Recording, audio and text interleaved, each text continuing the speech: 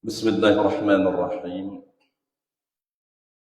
الحمد لله الذي أرسل رسوله بالهدى ودين الحق يظهره على الدين كله ولو كره الكافرون. أشهد أن لا إله إلا الله وحده لا شريك له، وأشهد أن محمدا عبده ورسوله، صلوات الله وسلامه على هذا النبي الكريم وإمام المتقين وقائد الدعاة المجاهدين، وعلى آله وأصحابه أجمعين. اللهم علمنا ما جهلنا وانفعنا بما علمتنا وجعلنا من المخلصين. وصلى الله على سيدنا محمد وعلى آله وبارك وسلم، والحمد لله رب العالمين. أما بعد.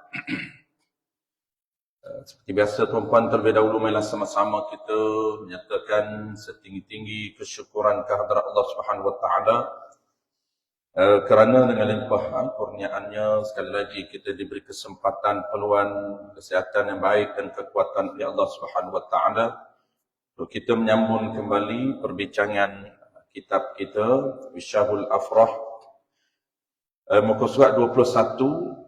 Kita akan habiskan tajuk yang pertama di dalam kitab sembahyang, iaitu syarat wajib sembahyang. Kemudian kita akan masuk tajuk yang kedua, iaitu antara komponen yang penting di dalam sistem sembahyang, iaitu syarat sah sembahyang.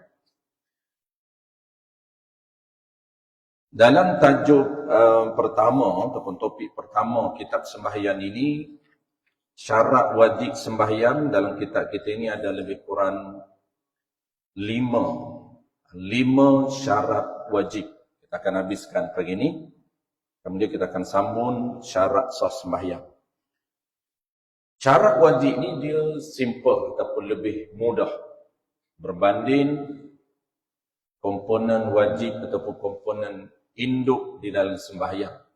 Tetapi walaupun dia mudah, penting untuk kita faham supaya kita boleh nilai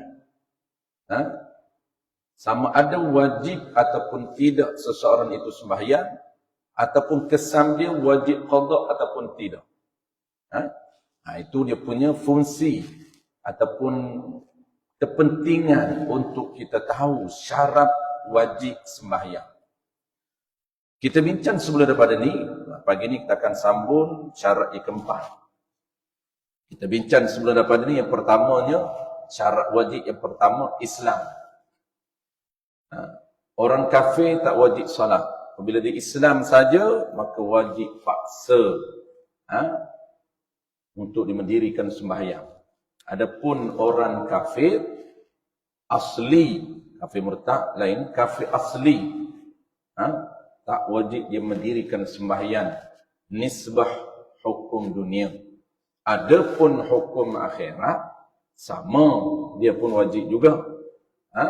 Iaitu kesalahan orang kafir ni, dia ada 2 kesalahan utama. Kesalahan meninggalkan wajib usuli, tak beriman kepada Allah, akan diazab. Dan kesalahan meninggalkan wajib fur'i, akan diazab. Jadi 2 kesalahan utama orang kafir di akhirat kelak. Adapun orang Islam, kesalahan meninggalkan wajib fur'i saja. Itu lebih ringan berbanding orang kafir. Orang kafir ni dia selama-lama akan diazab oleh Allah Ta'ala di dalam neraka dengan kesalahan induk yang pertama, tidak beriman kepada Allah, dan kesalahan yang kedua fur'i, tidak melaksanakan peraturan ataupun perintah Allah Ta'ala. Itu maksud tak wajib solat bagi orang kafir itu, tak wajib nisbah dunia. Adapun hukum Allah Ta'ala wajib. Mereka pun haram minum arak, haram mencuri, haram tak tutup aurah. Orang kafir pun. Bukan makna orang kafir ni boleh pakai seluar pendek, boleh telanjang, bogem, merata riti pergi. Oh tak apalah dia orang kafir, tak tutup aurah pun tak apa. Mana boleh. Tak apa, tu dunia je. Pada pun akhirat sama dengan kita. Sebab tu dia direjam, dia diazab oleh Allah Ta'ala dengan 2 kesalahan. Yang kedua, cara wajib yang kedua balik. Apabila balik saja, wajib ke atas orang yang balik melaksanakan ataupun mendirikan sembahyang. Adapun belum balik, itu mumayyiz 7 tahun sampai 15 tahun, wajib ke atas ibu bapa mengajar mereka dan menyuruh mereka mendirikan sembahyang. Jangan suruh saja. Orang ini kadang-kadang dia suruh anak dia, cucu dia solat, tapi tak ajar. Itu tak cukup. Peraturan dia mengajar dan juga menyuruh ataupun melatih mendirikan sembahyang. Dua-dua. Itu dipanggil orang yang belum balik. Dan yang ketiga, sebelum kita sambung ini keempat, yang ketiganya ialah berakal. Yang ketiga keempat ini yang praktikal untuk kita nilai. Berakal ini, apabila sempurna akal seseorang itu, wajib mendirikan sembahyang. Orang ini tuan-puan akal sempurna, ramai tinggal solat. Dia tak tahu wajib solat.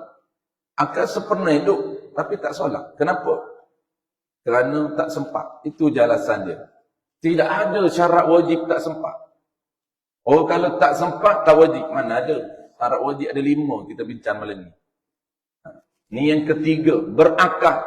Apabila seseorang itu berakal, tidak ada alasan. Tak kisahlah duduk di mana pun. Ditahan dalam penjara, wajib. Diikat. Dah lah tahan, ikat pula. Dua-dua. Diikat, tak hadap kiblat, wajib. Tak dibogelkan, wajib sembahyang.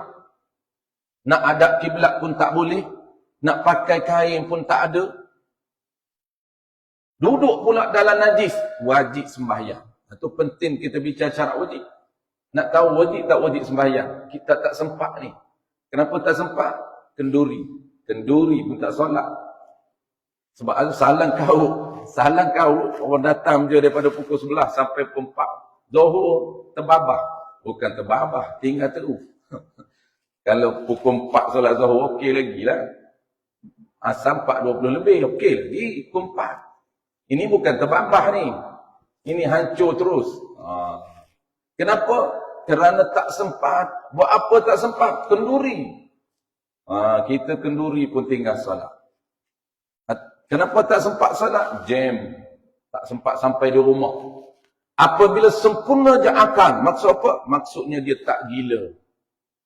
Dia tak mabuk. Dia tak koma. Dia tak nyayuk. 3, 4 ini. Orang yang gila, orang yang mabuk, orang yang koma atau pitan, dan orang yang nyayuk, mereka ni dia tidak wajib mendirikan sembahyang. Kenapa tak wajib mendirikan sembahyang? Sebab mereka tak sempurna akal, tak siuman. Tak siuman dengan sebab gila, tak siuman dengan sebab mabuk, tak siuman dengan sebab nyayuk, ini hilang ingatan, ataupun tak siuman dengan sebab koma, tak wajib sembahyang. Tapi ingat, tak wajib sembahyang bila? Ketika akal mereka tak siuman. Sepanjang waktu itu, sepenuhnya waktu itu tak siuman. Zuhur, pukul 12, sampailah pukul 5, tak siuman. Pukul 5, dia siuman. Wajib sembahyang asar. Zuhur tak wajib. Tak wajib zuhur, tak wajib qada. Kenapa? Kerana sepanjang waktu zuhur, akal tak sempurna, ataupun dipanggil tak siuman. Barulah tak wajib. Tetapi kalaulah ada di dalam waktu dia siuman, sama ada di awal waktu, di tengah waktu, di akhir waktu, wajib sembahyang. Naknya sepenuh masa tak siuman. Baru tak wajib solat, tak wajib qada. Tapi kalau dia siuman di awal waktu, ataupun siuman di tengah waktu, ataupun siuman di akhir waktu. Contoh dia, di awal waktu, belum gila. 20 minit belum gila. 10 minit belum gila. Tak sempat solat. Masuk waktu zuhur, tak sempat solat. Duk sembang, gila. Bukan buat gila. Buat gila lain. Kenapa tak solat ni? Saya gila bang. Itu tak betul. buat-buat gila. Ni bukan buat-buat gila, gila betul. Awal waktu dia sempah. Di tengah waktu dia dah gila, di akhir waktu dia gila. Wajib qada. Kenapa? Kerana masih ada dalam waktu itu siuman akalnya. Sempurna akalnya.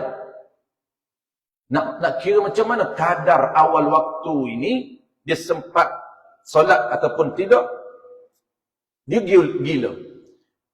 Ulama nilai, kalau awal waktu, masuk awal waktu dia tak sempat sembahyang, tiba-tiba dia gila, kira ataupun nilai berdasarkan tempoh. Kalaulah tempoh masa sebelum dia gila itu, masuk waktu dia gila itu, sempat tak dia mendirikan sembahyang 4 rakaat?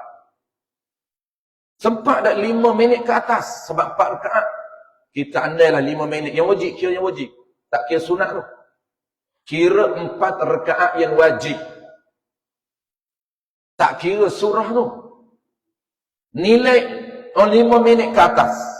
Jadi apabila dia masuk je waktu, belum solat, kira-kira 5 ke 10 minit ke atas, gila dia, ataupun mabuk dia, ataupun nyayuk dia, maka wajib dia qada.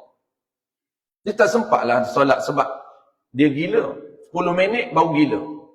Tetapi poin yang kita nak cerita tuan-puan, nak nilai wajib ataupun tidak dia solat, wajib ataupun tidak dia qada, sempat di dalam waktu itu siuman akal dia, maka wajib qada.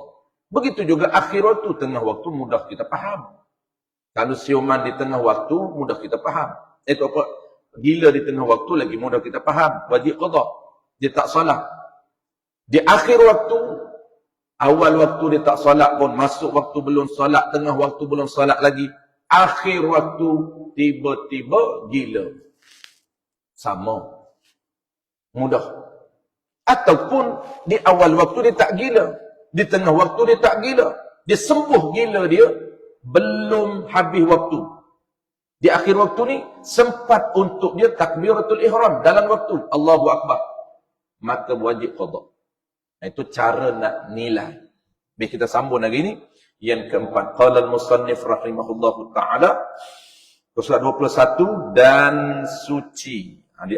Sebelum tajuk syarat sah tu, atas sedikit. Dan suci daripada haid dan nifas. Syarat wajib keempat. Dan suci. Suci di sini dan kering. Dan kering. Ini bagi perempuan. Bagi lelaki tak ada. Perempuan je. Lelaki mudah nak nilai wajib qada. Asalkan berakal. Itu je. Islam memang dah Islam. Balik dah, balik lama dah. Berpuluh kali balik dah. Yang ketiganya akal. Mudah orang lelaki ni. 3 ni cukup okey. Islam, akal, balik. Asalkan akal dia cukup, siuman dia cukup, wajib solat. Dalam keadaan apa juga. Tidak ada alasan, tak sempat, sibuk, jam, tak ada alasan. Solat dalam keadaan apa juga keadaan. Ini untuk orang perempuan. Dan kering. Daripada darah haid dan darah nifas. Kering ni maksud dia, apabila dia cek, orang perempuan dia tahulah, bila nak akhir ni. Bila nak akhir haid, bila nak akhir nifas. Dia cek. Macam mana nak cek? Ambil kapas ataupun benda putih. Biasa kapas lah. Ambil benda seumpama kapas. Tekan dalam faras, kemudian tengok. Ada tak kesan kemerah-merahan? Kalau ada kesan kemerah-merahan, walaupun dia tak menitis, dia tak keluar, dinamakan belum kering. Jangan solat lagi. Dia bukan kira luar je. Dia kira zahir. Kalau masih ada kesan pada kapas, kesan darah pada kapas, walaupun kemerah-merahan, dinamakan darah masih ada. Tak boleh solat. Jadi, orang perempuan dia tahu hari ni ataupun 2-3 hari ni mungkin akan berhenti darah. Dia pun cek. Cek memang kering. Tak ada pun kesan pada kapas. Maka dihukumkan kering. Apabila kering, wajib sembahyang. Bukan mandi. Orang hari ni silap faham. Dia kering pukul 4. Belum masa lagi. Pukul 4 ni zuhur lagi. Dia kata, belum mandi lagi. Nak solat macam mana? Bila nak mandi ni? Pukul 5. Pukul 5 buat dia mandi. Lepas tu, zuhur. Zuhur macam mana? Zuhur tak apalah. Kita solat asar. Haram tu, tak solat zuhur. Kenapa? Dia silap faham. Dia ingat mandi baru wajib. Tu orang kata tajuk mudah. Tapi kalau tak tahu cara nak nilai, hak mudah itu pun terbabah juga. Dia kata tak mandi lagi. Nak solat macam mana? Bukan mandi wajib solat. Mandi itu syarat sah. Yang wajibnya ialah kering. Apabila kering pukul 4. Wajib solat? Ya, wajib. Masa ada 20 minit. Ataupun 30 lah. Kita kata 4.30 asar. 30 minit dah ada. Maka status mandi dia itu daripada asalnya tak wajib segera. Kalau dia kering pukul 3, tak wajib segera dia mandi pukul 3. Sebab masa solat zuhur masih panjang. Itu dia panggil wajib muwassa'. Wajib yang diluaskan untuk dia buat bila-bila. Oleh kerana orang perempuan dia tak perasan, tak tahu wajib dengan syarat wajib dengan syarat sah, dia bertukar, tunggulah mandi. Dia kata asar nanti, kita solat asar, kalau hak tahu tu dia qada.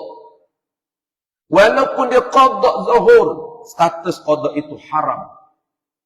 Kenapa haram? Dinamakan orang meninggalkan solat zuhur dengan sengaja. Haram, dosa besar. Kenapa haram dosa besar? Kerana sengaja dia tinggal zuhur. Dia dah kering pukul 4. Tu kena beza di antara syarat wajib dengan syarat sah. Kering je wajib. Nak solat macam mana? Nak solat kena mandi lah. Maka mandi itu bukan syarat wajib.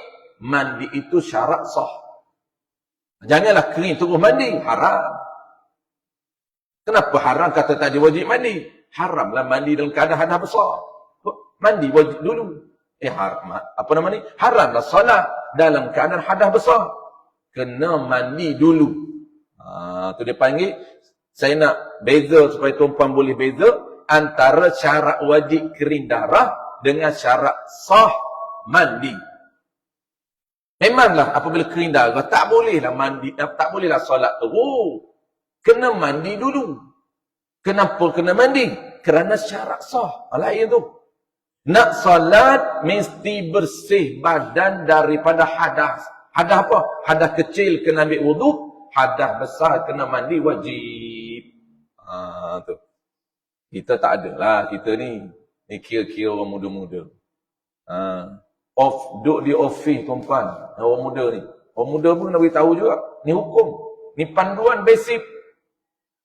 Dia kering darah, dia duduk di office. Kerja, umur 30, umur 40, darah ada lagi. Bila kering darah dia? Pukul 2. Duduk di office, nak mandi macam mana Ustaz? Dia kira dia je. Kira dia, bukan kira hukum. Nak mandi macam mana di office? Tandah office ni tandah je. Tak ada, dia kata bilik mandi. Dia kira kepentingan. Dia panggil kepentingan peribadi. Bukan kira kepentingan agama. Mandilah kat mana pun. Tapi status dia wajib mandi. Kenapa? Kerana nak kena solat. Wajib sembahyang, nak sembahyang kena mandi. Jadi status mandi itu juga wajib. Kalau tidak, tak boleh solat, tak mandi. Tak boleh dia tangguh. Dia kata tak apa, kita balik kerja nanti. Kita mandi di rumah. Kita sembahyang asar di rumah. Kita qada zuhur. Haram. Qada termasuk wajib qada tu, tapi qada yang haram kerana meninggalkan sengaja. Sebab pukul 2 di office itu dia dah kering darah, wajib sembahyang. Nak kena mandi, pergilah cari kat mana pun mandi. Kat tanda office pun boleh. Yang penting mandi. Tu bahaya kalau kita tak tahu. Habis settle. Dan sejahtera. Habis yang ni mudah tu kan. Yang kelima ni tambahan saja. Yang kelima, yang keenam ni, dia ada 6. Dia ada 6 dalam kitab kita. Yang kelima, keenam ni, ini simple. Setengah kitab tak ada. Dan syarat wajib yang keenam, yang kelima, sejahtera. Ini sempurna. Hawas. Lima. Bukan 6, 5. Yang kelima, sempurna panca indera. Ini dia panggil syarat mukallaf. Dia tambah. Dan wajib sembahyang apabila sempurna panca indera. Dia kira panca indera 2 je. Bukan kira kaki, bukan kira tangan. Kaki cacat pun wajib, tangan kudung pun wajib solat. Cacatnya dia kira 2. Mata tak nampak, telinga tak dengar. Tu. Mata pun tak nampak, telinga pun pekak. Kalau dua-dua rosak, tapi kena tengoklah rosak tu bila. Tak wajib dia solat. Dengan syarat dia rosak 2 ni, mata buta, telinga ni, dengan syarat dia rosak tu semasa lahir ataupun belum memayyiz. Setengah qaul mengatakan belum balik. Itu dia khilaf. Kita sebut belum memayyiz. Belum umur 7 tahun dia buta. Belum umur 7 tahun dia dah pekak. Pekak dan buta lah. Kalau salah satu wajib, macam orang buta, wajib dia solat. Sebab dia telinga dengar. Macam orang bisu, dia mata nampak. Telinga dia tak dengar. Dia main isyarat je. Tapi wajib dia solat. Sebab mata dia masih nampak. Maka habis. Jadi dah settle dah dia cerita. Kesemua 5 syarat untuk nilai status seseorang itu wajib ataupun tidak dia solat. Kita dah tahu. Kalaulah lelaki ni 3 je. Apabila dia Islam, balik, sempurna akal, wajib dia salat di mana pun. Perempuan pula dia tambah satu lagi, kering darah. Kering darah dia wajib. Dalam keadaan macam mana pun tetap wajib. Ketika kita duduk atas kenderaan, jangan tunggu sampai di rumah nak qada, wajib salat atas kenderaan. Kalau kita yakin kita akan sampai di rumah ni dah habis waktu, wajib solat atas kenderaan. Walaupun tak boleh hadap kiblat, walaupun nak ambil wuduk tak ada air, walaupun nak berdiri biasa tak boleh, solat dalam keadaan yang kadar kemampuan yang kita boleh. Rokok, sujud seperti biasa, seperti isyarat. Itu dipanggil sembahyang meraihkan waktu sampai jadi rumah sembahyang lain. Kalau masih lagi ada waktu, kalau dah habis waktu qada. Itu dia panggil wajib sembahyang. Walaupun tak boleh hadap kiblat, walaupun panggil apa? Tak boleh nak sempurnakan syarat sah yang lain. Apa syarat sah yang tak boleh sempurna? Hadap kiblat itu syarat sah, tak boleh sempurna, wajib sembahyang. Tutup aurah tak boleh sempurna, itu syarat sah, tak apa. Tapi wajib ke tak wajib? Itu beza syarat wajib, syarat sah. Kita belum masuk syarat sah lagi. Tapi nak kita faham dulu tuan-puan, wajib tak wajib kita salat atas kenderaan, wajib. Wajib tak salat kita, wajib tak wajib kita salat ketika mana kita dalam keadaan sakit, wajib. Sakit macam mana pun wajib. Tak boleh duduk, tak boleh berdiri, duduk, tak boleh duduk, mengiring, tak boleh mengiring, terletak. Asalkan akal masih waras. Itu kewajipan besarnya, kewajipan solat. Walaupun tak dapat nak sempurnakan syarat sah, tetap wajib. Kemudian kena qada balik. Sebab apa kena qada? Sebab tak boleh sempurna syarat sah. Mana syarat sah? Contoh tak boleh hadap kiblat. Contohnya tak sempurna tutup aurah. Sembahyang dalam keadaan seluar pendek. Sembahyang dalam keadaan telanjang. Sembahyang dalam keadaan tak boleh hadap kiblat. Itu tak boleh sempurna syarat sah, wajib qada balik. Tapi status kita wajib ke tak wajib salat? Wajib salat. Itu besar kewajipan salat. Maka ni dia panggil tafsir, dia nak detailkan 5 syarat tadi secara ringkas. Dia nak detail. Maka tiada wajib ke atas orang yang buta lagi tuli. Kalau buta saja wajib, buta dan tuli tak wajib. Dan jika berkata-kata sekalipun, walaupun cakap boleh, buta, pekak, cakap boleh. Kalaulah ada cakap biasa, tak boleh bercakap. Dia pekak, dia tak dengar. Biasa tak boleh bercakap. Tapi kalaulah ada orang pekak, dia boleh bercakap. Mata tak nampak, telinga tak dengar, cakap boleh. Pun tak wajib solat. Tengok. Syarat tak wajib solat ni jika ada ia buta dan pekak tu, buta dan tuli tu dahulu sebelum daripada mumayyiz. Sebelum 7 tahun. Umur 4 tahun accident budak ni. Mata tak nampak, telinga tak dengar. Sampai ketua dia besar dalam keadaan tak wajib dia solat dan tak wajib dia buat perkara-perkara wajib furu'i. Kenapa? Kerana dia tak tertutup sumber ilmu yang menjadi sumber induk. Sumber ilmu ni kita boleh faham melalui pendengaran dan penglihatan. Dengar, cuba faham. Tengok, faham. Dengar, faham. Dua-dua sumber. Allah tarik, maka tak wajib atas dia. Kenapa tak wajib? Sebab dia tak boleh belajar. Tak boleh belajar. Nak ajar macam mana tak dengar. Nak tunjuk macam mana tak nampak. Tak wajib. Tapi ingat dia kata syarat dia buta dan pekak itu belum mumayyiz. Belum 7 tahun. Mumayyiz ni mudah kita faham. Sebelum 7 tahun. Dipanggil mumayyiz berdasarkan tada'if. Nilai 7 tahun tu baru nilai. Boleh tak beza di antara najis dengan tak najis. Pandai tak basuh berak sendiri. Pandai tak basuh kencing sendiri. Pandai tak makan sendiri. Umur 7 tahun tu dipanggil mumayyiz. Dia belum mumayyiz. Belum mumayyiz, buta dan pekak. Bersalahan lainlah hukum dia jika kemudian selepas daripada mumayyiz. Kalau dah mumayyiz baru pekak, ini bahaya. Nak tak sempat mengaji, wajib. Wajib dia solat. Nak solat macam mana? Nak ajar apa payah? Sebab itu sistem pendidikan dalam Islam cantik. Fasal pertama, mumayyiz sampailah 15 tahun. 7 hingga 15 tahun, itu wajib ke atas ibu bapa ajar. Sebagai persediaan sebelum mereka balik. Balik je umur 15 tahun, wajib ke atas diri sendiri. Jadi persiapan tu awal. 7 tahun itu awal. 7, 8, 9, 10, 11, 12, 13, 14, 15. Itulah dia fasal persediaan ilmu untuk masuk fasal balik. Balik wajib kata dia sembahyang. Nak sembahyang macam mana? Dia dah belajar awal. Wajib kata dia tutup aurah. Nak tutup aurah macam mana? Awal dia belajar. Teknik-teknik menutup aurah yang betul. Dia ada teknik dia, bukan main tutup je. Tutup aurah di luar lain, dalam sembahyang lain. Cara tutup aurah dalam sembahyang lain. Cara tutup aurah di luar sembahyang lain. Dia kena ikut ataupun patuhi syarat-syarat yang diperuntukkan ketika kita menutup aurah di luar sembahyang.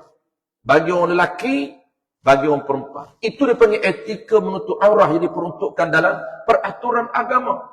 Kadang-kadang orang ini tuan-tuan, perempuan, dia tahu. Dia main baluk je.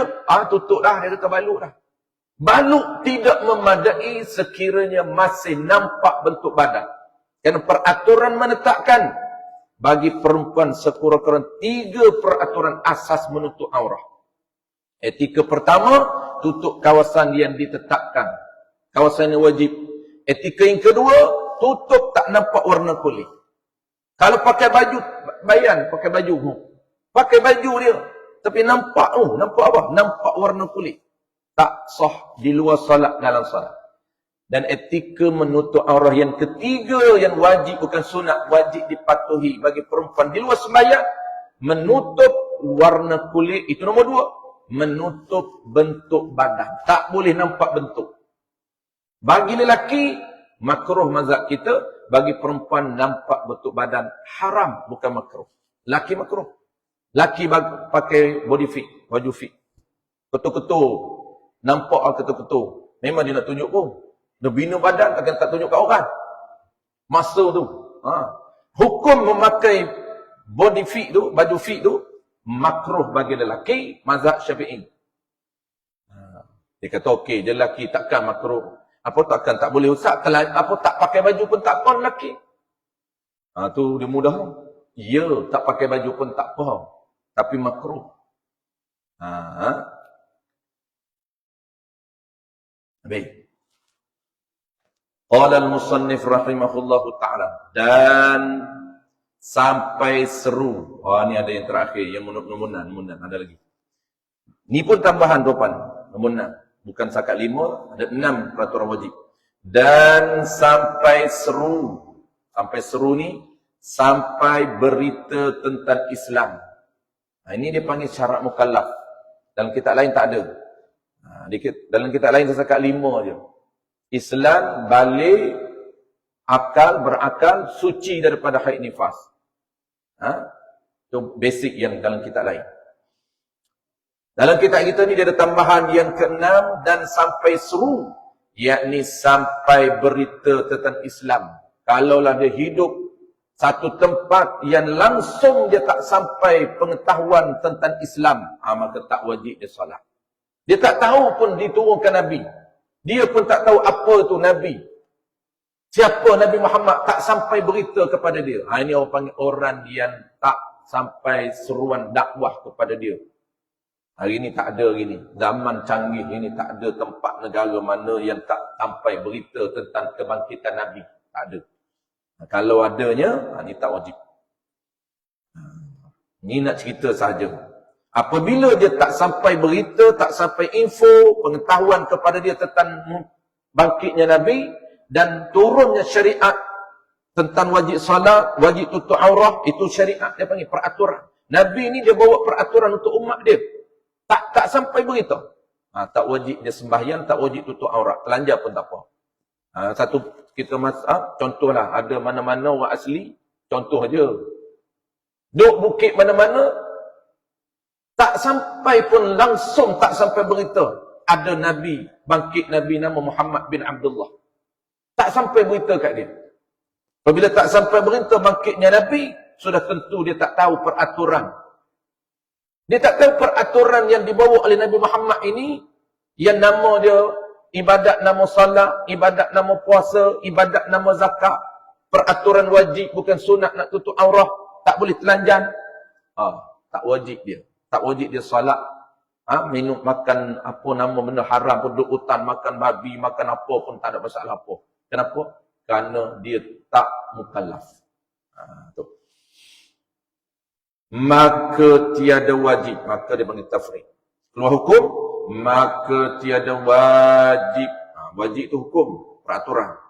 Tiada wajib atas mereka yang tiada sampai seru, sampai berita tentang Islam. Tak wajib.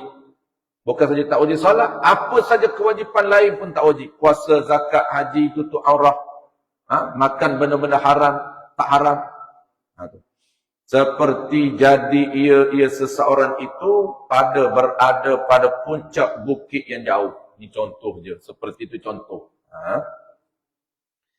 Dan tiada wajib qada. Ini dia nak detailkan berkaitan dengan syarat wajib. Ini penutup dia. Dah tahu dah syarat wajib ada 6. Dia nak detailkan ataupun nak sebut hukum setiap satu. Dan tiada wajib qada sembahyang atas kafir asli apabila masuk Islam. Syarat wajib mesti dia Islam. Apabila Islam wajib salat. Kafir tak wajib atas dunia. Hukum dunia ni tak boleh paksa dia. Tapi orang Islam boleh paksa dia. Pemerintah boleh paksa. Kalaulah dia tahu mana-mana rakyat yang tidak solat, ada orang report, panggil konseling. Itu peraturan sebenar. Tapi hari ni orang tak buat lah. Ada orang report kata ni haji ni tak solat. Contoh je. Haji memang dia pergi, tapi solat tak. Orang report dekat kerajaan, kat Qadi. Dia report kat Qadi lah. Ni hal ehwal Islam ni. Hal ehwal agama Qadi. Qadi panggil. Ji, betul tak? Saya solat. Tak boleh. Halau balik. Saksi tak ada. Dia kan ada saksi. Melainkan dia mengaku. Ya, dia tak solat. Kena menjalani sesi konseling. Ini dia khilaf mazhab. Mazhab kita ada kata wajib 3 hari peruntukan sesi konseling itu. Barulah dijatuhkan hukuman. Dia ada hukuman. Ini siapa menjatuhkan hukuman? Pemerintah. Wajib paksa dia solat. Kenapa boleh paksa dia solat? Bukan hukum akhirat dia wajib. Bukan hukum syarat dia wajib. Hukum dunia pun pemerintah boleh paksa dia. kerana dia Islam. Ada pun hukum akhirat, bukan saja orang Islam. Orang kafir pun wajib semayang. Nak semayang kena masuk Islam dulu. Tu. Jangan ingat senang orang kafir, senang mudah lah. Dia kata orang kafir tak semayang pun tak apa. Kita pukul 5 kena bangkit dah. Dah bangkit pukul 5 nak kena solat pagi-pagi lagi. Mengatuk-mengatuk kena solat. Dah lah kena solat, mengatuk-mengatuk kena dengar pula. Nak kena mengaji. Tak ada ilmu, hancur ibadat. Kena cari ilmu. Susah hidup orang Islam. Lepas tu, hidup mudah. Orang kafir mudah hidup dia. Mudah apa? Itu lagi payah dia. Sebab apa? Sebab dia juga diwajibkan. Wajib dia ditekan setiap masa untuk beriman kepada Allah. Setiap masa dia ditekan. Dipaksa. Wajib beriman, wajib beriman, wajib beriman. Ditulis, direkod haram kerana tak beriman. Itu baru satu kesalahan induk. Dia buat pula perkara haram. Ditulis, direkod. Minum arak haram. Makan khizir haram. Dedah aurat haram. Berzina haram. Ditulis haram, haram, haram. Dan paling besar ialah setiap masa dia rekod tidak beriman. Itu besar. Itu induk. Tak beriman itu direkod haram, haram, haram. Dia kata, tak wajib orang kafir asli qada. Apabila masuk Islam, apabila orang kafir ni masuk Islam, nak tanyalah. Dah dia masuk Islam umur 60. Pencen baru masuk Islam. Tinggal 3 tahun lagi nak mati. 63 mati. 64 tak mati lagi. Itu bonus. Itu subsidi lah. 64 tak mati. Macam kita umur 80 tak mati. Okey lah tu subsidi. Subsidi panjang lah tu. Orang kafir umur 60 baru dia masuk Islam. Pencen masuk Islam. Nak kena qada tak? Mula umur 15 tahun. Sampai 60. Jenuh lah kena qada. Jawab dia tak wajib qada. Kenapa tak wajib qada? Tu kena tahu. Orang kafir ni, yang wajib qadanya, yang wajib solatnya Islam. Apabila dia tak Islam, dia kafir, dia masuk Islam, maka tak wajib qada. 50 tahun sebelum dia masuk Islam. Bahkan kalau dia qada, haram qadanya lagi tidak sah. Kuk dia rajim lah, tak wajib qada, dia qada juga haram lagi tidak sah. Melainkan yang wajib qada orang yang murtad, ini kafir yang murtad. Lain, kafir kalau dia masuk Islam, dia keluar balik, wajib dia qada. Dia masuk Islam balik, wajib qada. Dan dia dipaksa supaya masuk Islam balik.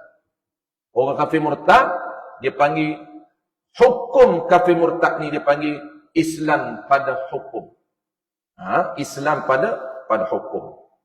Melainkan yang murtad, maka wajib atasnya atas kafir murtad qada sembahyang yang luput pada masa ia murtad. Wajib. Dan tiada wajib qada atas yang gila. Ini syarat pendetilan, syarat wajib akil. Syarat wajib bagi orang yang berakal. Dan tiada wajib qada atas yang gila, atas orang gila. Kalau dia gila, contohlah gila on off ni. Kalau gila sepenuh tu tak ada masalah apa-apa. Orang gila sepenuh kita dah bincang. Memang dia gila. Bila dia gila, umur dia gila ini sejak daripada umur 40 sampailah sekarang dah 60. 20 tahun dah dia gila. Tiba-tiba sembuh. Kalaulah ada penyakit gila boleh sembuh. Boleh sembuh. 20 tahun nak kena qada, tak wajib qada. Kenapa? Kerana orang yang tak sempurna akal tak wajib solat. Tu. Dan tiada wajib qada atas yang gila, atas orang yang gila dan orang yang koma, pitan tu koma. Dan orang yang mabuk. Bila tak wajib qada? Kemudian daripada siuman mereka itu. Selepas gila dia siuman balik, lepas dia koma dia sedar balik, lepas mabuk dia siuman, dia okey balik, tak wajib. Tapi ada wajib, melainkan jika sengaja mereka itu dengan yang tersebut, gila, mabuk, koma. Kalau sengaja wajib, bahaya. Dia gila, kenapa gila? Sebab dia usaha dia. Itu tak boleh. Usaha dia. Sehingga gila. Macam mana usaha jadi gila? Gila ni bukan gila. Kalau tempat saya lah, tempat perempuan mungkin tak banyak berlaku lah. Usaha sehingga gila. Dulu, sekarang ni tak banyak. Dulu ni tempat saya dia panggil gila isin. Gila isin ni dia beramal. Amalan sonsan. Sehingga gila, panah sangat gila. Gila betul lah. Memang gila betul. Gila keturunan tak apa. Itu bukan usaha dia. Memang keturunan. Gila. Ni tak. Gila ini memang usaha dia. Dia beramal apa-apa ayat. Panas sehingga gila. Ini wajib qada. Dia siuman balik wajib qada. Sebab itu sengaja. Mabuk. Mabuk yang tak sengaja tak wajib qada. Tapi kalau mabuk yang sengaja. Hilang ingatan, hilang akal. Yang sengaja. Dia makan satu benda. Bukan tersalah. Sengaja dia makan. Sehingga mabuk. Wajib qada. Macam mana mabuk makan benda yang mabuk? Tak kisahlah dia minum apa. Minum air ketum. Mabuk. Jangan mabuk air ketum. Tapi dia minum mabuk. Sampai mabuk. Dia tahu tak mabuk? Dia tahu. Sengaja. Kalau minum sikit. Okey lah. Ni hantam apa? Sampai berkoloh-koloh. Itu wajib sebab sengaja. Melainkan jika sengaja. Mereka itu dengan yang teruk, maka wajib qada kemudian selepas daripada siuman mereka itu. Amin. Dan yang terakhir, dan tiada wajib qada atas kanak-kanak apabila balik. Ini mudah. Dan wajib atas segala bapa dan ibu-ibu menyuruh. Ini dia tutup tuan-tuan dengan ingatan bersama. Musannif pengarang tutup tajuk ini. Sebelum bulan depan kita akan bincang tajuk baru. Dia tutup dengan peringatan penting. Dia kata dan wajib, bukan sunat, wajib. Atas segala bapa. Ibu bapa dan ibu-ibu. Wajib apa? Menyuruh anak-anak mereka itu dengan sembahyang. Suruh dia buat dan ajar. Bukan suruh je. Bukan buat je. Bagi dia ilmu salat dan paksa dia solat. Latih dia. Bila? Apabila sampai umurnya 7 tahun. 7 tahun wajib. Dan dipukul akan dia. Ini dipanggil sistem tarbiyah dalam Islam. Pukul. Bila nak boleh pukul itu? Kebenaran Islam membenarkan untuk pukul bila? Apabila dia tinggal sembahyang. Bukan pukul lain. Tak boleh pukul sebab lain. Apabila dia meninggalkan sembahyang, dipukul akan dia atas meninggal sembahyang. Ini disebabkan meninggal sembahyang apabila sampai umur kanak-kanak itu 10 tahun. 10 tahun baru boleh pukul. Pukul pun ada cara dia. Pukul untuk menakutkan, bukan pukul untuk mematikan. Ini pukul sampai separuh mati. Itu haram tu. Cobek sampai berbekah haram. Berbirak, tibai anak tuan pukul berbirak. Punca dia apa? Bukan tak salah. Punca lain. Sebab lain tak dibenarkan pukul. Hanya dibenarkan pukul sebab dia apa dia? Sembahyang. Sebab sembahyang tu besar. Nak bagi gambaran dalam minda anak-anak. Tak boleh tinggal sembahyang. Tinggal boleh pukul. Sakat dia tipu, kita kena latih. Tak boleh tipu. Jangan pukul lagi. Umur pun 10 tahun. Pukul pun untuk menggerungkan. Bukan untuk menyakitkan. Bukan. Tu payah nak buat ni tuan-tuan. Ni payah nak buat ni. Kalau kita pukul takut terlebih. Haram pula. Tak pukul pun dia tak takut pun juga. Ini kat sini ni kena betul-betul berhati-hati. Takut terlebih haram. Terkurang tak apalah. Terkurang tak apa. Atau kurang sangat tu tak panggil pukul tu. Tepuk je. Ambil rotan tepuk je. Terkurang tak apa. Tak haram. Terlebih tu haram. Kita takut terlebih. Kalau saya terlebih je. Terlebih dia emosi. Dia geram. Emosi tak boleh. Ikut syarak. Ikut hukum. Jangan ikut emosi. Emosi memang hantam terlebih. Bukan satu je dia hantam sampai 10. Lagi anak tak ni. Lagi tu. Ayah dah cakap. Kalau ayah buat memang teruk. Memang dia cakap siap-siap. Ayah buat teruk. Jangan bagi ayah buat. Memang teruk. Separuh matilah. Sampai bawa pergi klinik. Kenapa ni? pukul anak tadi berberak, masuk bawa clean ni. Itu haram tuan-tuan. Jaga hati-hati kat sini. Dipukul ni maksudnya dipukul untuk mengajar, menakutkan, bukan menyakitkan. Menyakitkan haram. Lagi pula boleh pukul disebabkan solat.